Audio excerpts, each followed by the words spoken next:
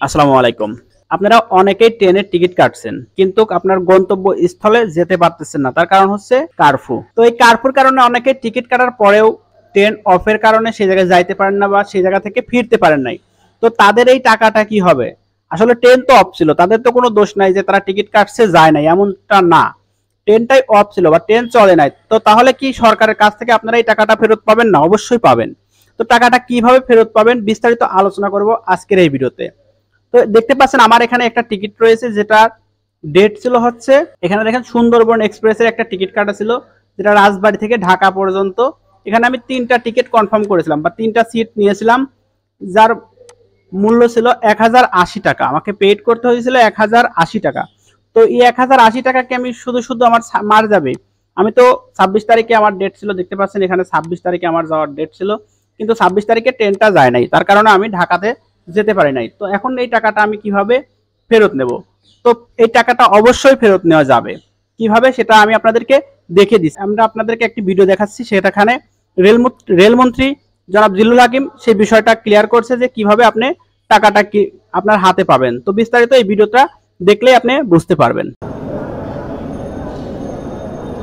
বৃহস্পতিবার সকাল থেকে কমলাপুর টিকিট কাউন্টারের সামনে যাত্রীদের অপেক্ষা। উদ্দেশ্য যাত্রা বাতিল হওয়া ট্রেনের টাকা ফেরত নেওয়া। অপেক্ষার অবসান হয় বেলা 11টায়। শুরু টিকিট রিফান্ডের কাজ। এদিন দেয়া হয় যাত্রা বাতিল হওয়া মৈত্রী ও মিতালি এক্সপ্রেস ট্রেনের 18 থেকে 20 জুলাইয়ের শতভাগ টাকা।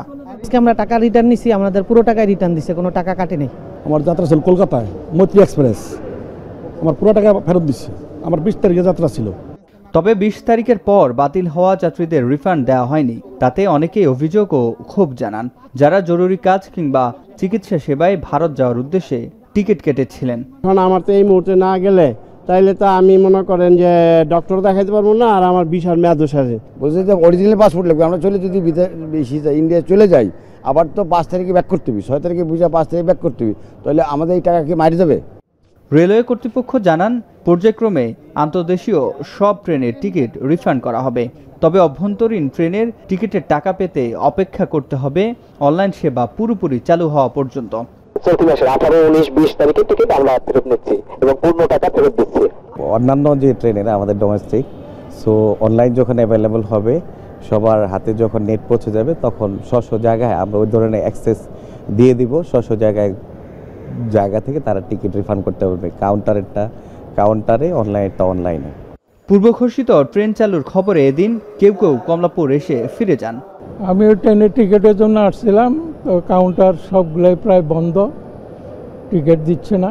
এখন কিভাবে যাব তাই নিয়ে খুব হতাশার মধ্যে আছি। এখন আমার তো যাওয়াই লাগবে। এদিন রেলমন্ত্রী জিল্লুল হাকিম জানান, টিকিট রিফান্ড, ট্রেনে আগুন ও ভাঙচুরে ক্ষতি 22 কোটি টাকা। তাই সংস্কার ও যাত্রীদের নিরাপত্তায় পরিস্থিতি স্বাভাবিক না হওয়া পর্যন্ত ট্রেন চলাচল বন্ধ থাকবে। ট্রেন বাতিল করতে হয়েছে, তাদের যে টিকিট রিফান্ড করতে হয়েছে, সেটাই আমাদের 16 কোটি 29 লক্ষের উপরে। তো এইভাবে আমাদের টোটাল পশ্চিম অঞ্চল এবং পূর্ব অঞ্চলে ক্ষয়ক্ষতির পরিমাণ 22 কোটি 3 লক্ষ 8 হাজার টাকা। কিন্তু এই পরিস্থিতিতে তো আমরা যাই আগুনে ঝাঁপ দিতে পারি না। পরিস্থিতি পারমিট করবে তখনই এইটা রেল চালু করার ব্যবস্থা করা হবে।